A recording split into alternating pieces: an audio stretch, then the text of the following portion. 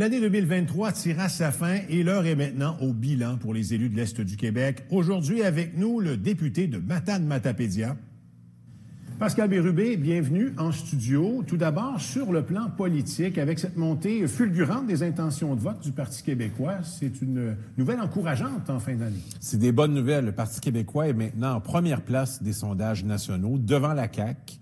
Dans toutes les circonscriptions de l'Est du Québec, s'il y avait une élection aujourd'hui, le Parti québécois a de bonnes avances. Ça nous encourage. Il n'y a rien de gagné, mais on est sur la bonne voie. Le gouvernement est de plus en plus impopulaire et on remarque de plus en plus le travail de Paul Saint-Pierre Plamondon et du Parti québécois. Et nous apparaissons comme l'alternative. Encore beaucoup de travail à faire, mais on a des résultats qui montrent une grande progression. Puis ça paraît partout sur le territoire. Vous avez traversé une dure épreuve en 2023 et nous l'avons traversé également avec cette attaque au camion bélier du 13 mars qui a fait 3 morts et de nombreux blessés. On ne peut pas passer à côté. C'est un acte isolé qui aura eu des conséquences collectives pour la Matapédia et qui a ému tout le Québec. Des gens qui décèdent dans aussi atroces conditions.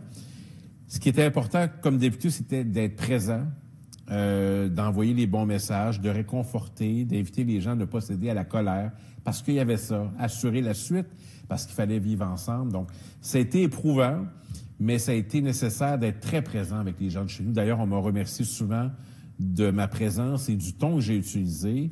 Ce qui manque, c'est une condamnation. Évidemment, je ne peux pas aller plus loin, mais quelqu'un est accusé, la justice doit suivre son cours pour obtenir vraiment, je pense, une condamnation. Enquête préliminaire au mois de janvier. Maintenant, sur le plan économique, à l'arrivée de Duravit à Matane, avec 90 millions de dollars d'investissement, 240 emplois, c'est gros. C'est la plus grande annonce industrielle, je pense, de mon comté, de loin, mais dans l'Est du Québec aussi. L'été dernier, d'ailleurs, c'est moi qui l'ai annoncé pour le gouvernement du Québec. Ça arrive pas souvent, on m'a délégué cette responsabilité. Dans un domaine d'avenir, une grande entreprise allemande qui va desservir le nord-est de l'Amérique. C'est pas la seule bonne nouvelle. Des dizaines de millions de dollars au port de Matane, à l'aéroport de Matane. On a inauguré 2 CPE. On a obtenu un permis de transformation pour le homard aux fruits de mer de l'Est du Québec.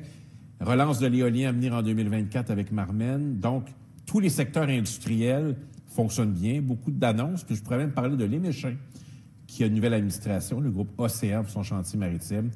Pour ce qui est de la Matanie, de bonnes nouvelles, mais dans la Métis aussi. Et dans la Matapédia aussi. Alors, il se passe de belles choses. Ça nous amène rapidement à parler de la crise du logement. Est-ce qu'on sera capable d'accueillir tous ces travailleurs? C'est un grand défi. Il y a des promoteurs privés qui lèvent la main. Il y en a à Mkoui présentement, il y en a à Matane.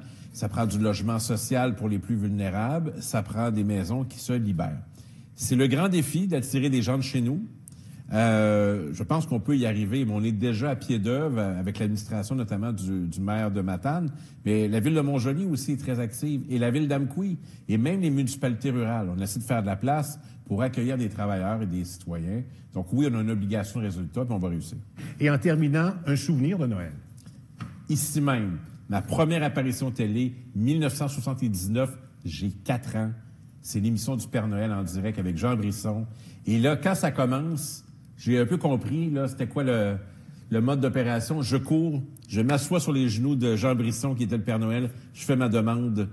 Et puis, c'est le souvenir. À chaque fois que je rentre ici, j'ai ce souvenir de ma première apparition télé à l'âge de 4 ans. C'est un souvenir très tendre que je partage très souvent avec Jean Brisson. Et ce soir, avec vos téléspectateurs. Pascal Bérubé, merci beaucoup et merci. Joyeuses fêtes. Joyeuses fêtes.